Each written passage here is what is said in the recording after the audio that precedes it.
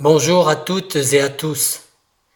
Si, aujourd'hui, je fais cette vidéo, c'est en tant qu'acteur de ce mouvement qui secoue la France et au regard des violences scandaleuses et de plus en plus graves. Et je ne puis, petit-fils de gendarme, me taire plus longtemps. Ayant accumulé des quantités d'archives, de vidéos, de témoignages de tout pays, de livres interdits ou introuvables, depuis l'avènement d'Internet, je sais qu'un tsunami financier et un choc de culture va nous emporter si nous ne faisons rien. Aux aboyeurs du complot, je répondrai que la caravane passe et que vous n'avez que ce seul mot à la bouche, mais aucun argument à y opposer, car avec l'avènement d'Internet, la vérité ne peut plus s'occulter, même si vous faites des lois qui empêchent le peuple de s'exprimer. Alors oui, nous sommes tous coupables, tous responsables, Françaises et Français, de toutes origines, sociales, culturelles, ethniques, religieux ou pas, Françaises et Français des campagnes, des banlieues, des petites et grandes villes. Vous ne pouvez pas rester indifférents devant la répression violente jamais atteinte dans ce pays, et ces 11 morts et milliers de blessés dont certains resteront mutilés à vie. Honte à vous, gendarmes et forces du désordre, car vous vous comportez en police politique et n'êtes que des sbires à la solde de ce pouvoir illégitime qui de plus vous méprise en vous achetant avec une prime qui n'est même pas une prime de risque, puisque les moyens que vous utilisez sont disproportionnés. Je suis petit-fils de gendarme, adjudant-chef, et je sais que mon grand-père serait scandalisé par le comportement de ce commandant Andrieux, qui ne mérite que la Légion du déshonneur et d'être rétrogradé. Françaises, Français, ceux de l'homme et de notre Constitution sont bafoués depuis si longtemps. En fait, depuis l'avènement de cette république maçonnique et ses frères, comme ils s'appellent, qui ne sont jamais condamnés et s'auto-amnistient. Alors nous, encore une fois, pliés devant ces traîtres au peuple de France qui dépaissent et vendent notre patrimoine. Si nous n'avons plus nos droits, nous avons des devoirs et une chance historique s'offre à nous. Nous devons assistance à nos frères qui risquent tous les samedis leur vie ou leur intégrité physique. Ne rien tenter serait se comporter en collabo. Ce terme en lui-même ne vous rappelle-t-il rien? Ne vous choque-t-il pas? Et que répondrez-vous à vos enfants ou petits-enfants plus tard qui vous demanderont où vous étiez? Songez-y. Toutes ces femmes et tous ces hommes, jeunes et vieux, de toutes origines, méritent votre empathie, de ne pas crever sur le macadam, car si c'est pour eux qu'ils le font, c'est aussi pour vous, car nous sommes tous dans le même bateau, et celui-ci ressemble plus au Titanic qu'à ce fier paquebot jadis appelé France, chanté si bien par Michel Sardou.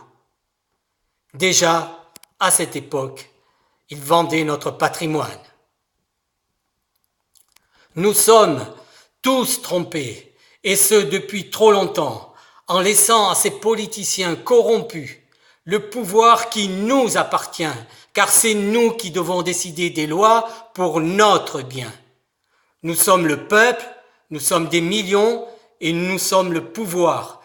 Oui, mais à une seule et unique condition, d'être tous unis comme une fraternité, la vraie, celle qui fait d'un peuple aussi divers que le nôtre une nation.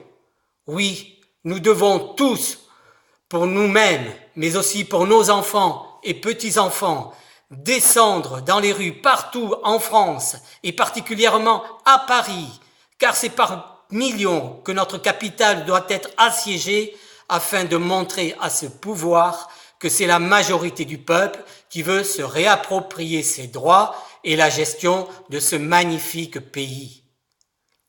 Des dispositions en ce sens ont été élaborées par des gens compétents issus du peuple et de toute catégorie sociale, mais ce n'est pas ici le moment d'en parler. Je ne sais pas si cet appel sera entendu, mais il importe de diffuser, car tôt ou tard vous serez touchés. Oui, vous qui regardez sans vous montrer, car nous sommes tous des esclaves de la dette, de cette finance incarnée par notre président hautain et méprisant. Et si, par bonheur, Emmanuel Macron n'est pas réélu en 2022, il sera le plus jeune retraité de France, puisqu'il n'aura que 44 ans. Faudra-t-il que la République, c'est-à-dire nous, lui versions une pension hors sol pendant une cinquantaine d'années? L'un d'entre eux a reçu de l'État plus de 85 millions d'euros au titre de sa retraite, selon les chiffres calculés par l'ancien député socialiste René Dosière, qui a aussi évalué ce que nous coûte ce dernier à 2,5 millions d'euros par an. Ce président, c'est Valéry Giscard d'Estaing, haut franc-maçon du 33e degré. À la retraite depuis 38 ans, il coûte à la France la bagatelle de 6 849 euros par jour. Elle n'est pas belle, la vie?